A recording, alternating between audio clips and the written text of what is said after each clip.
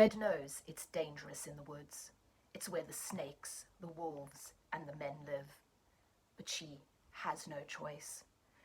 On a quest to reach her grandmother's house after the unknown coughing illness has decimated most of the population, Red is on the run from both a known and an unknown evil.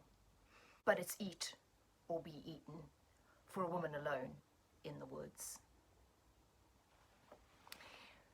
So that's a bit of a summary of the book that I'm talking about today. So, hello everybody, and welcome to the first in my episode of the 13 Ghouls of Halloween. So the book that I'm talking about today is this one over here. It's The Girl in Red by Christina Henry. And my look today, I couldn't do anything other than be inspired by both this wonderful book and the original Little Red Riding Hood fairy tale, which I really love. It's one of my favourites. And for those of you that don't know, the original tale, Little Red Riding Hood goes to see her grandmother in the woods with, I think it's a basket of bread or cookies or some sort of baked goods.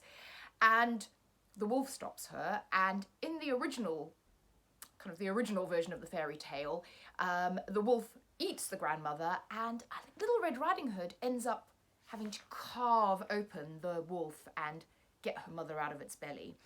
And I think that is the element that Christina Henry has picked up in this book. So she's made Red tough. Red is a hunter. Red can look after herself.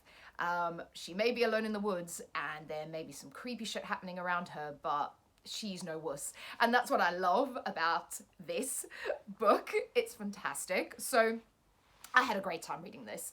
So Christina Henry is probably quite well known for taking kind of classic tales and then twisting them around and adding her own kind of horror, quite dark kind of view of the world on those tales.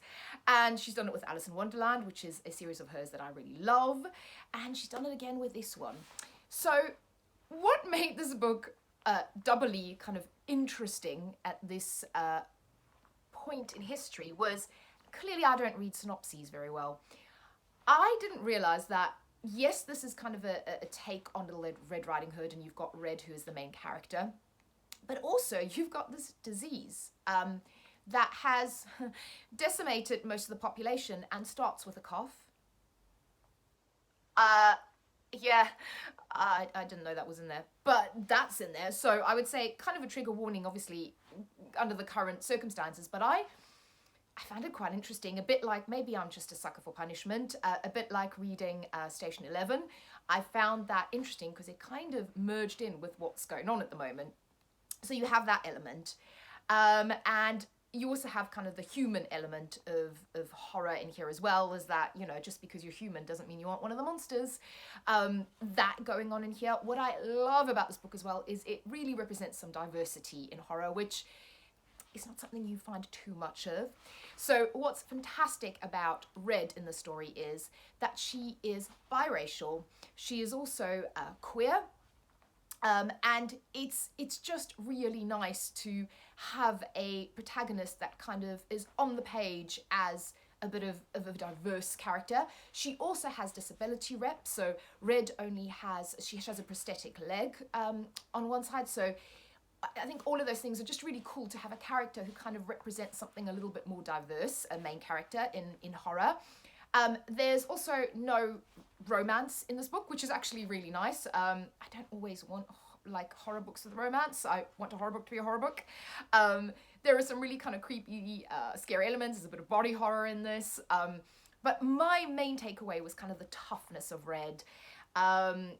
I love that kind of survival instinct. And like I said, particularly with the current times, her kind of surviving and being out in the woods and doing what she needed to do to survive, kind of not flinching away from what she needed to do is just wonderful. And I had a really, really great time reading this book.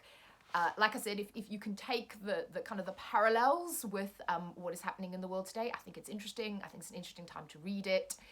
I think Christina Henry did a great job with this. I think the other interesting thing that I liked about this book was the kind of the discussion on technology, in the sense that obviously in today's world we are so reliant on technology, And when that's kind of taken away from you, when the internet goes down, when the phones go down, when there's no more news coverage, you know, can people survive? I don't even know if we'd all be able to survive without that. So I think that was also really kind of interesting. This is very much set in modern day.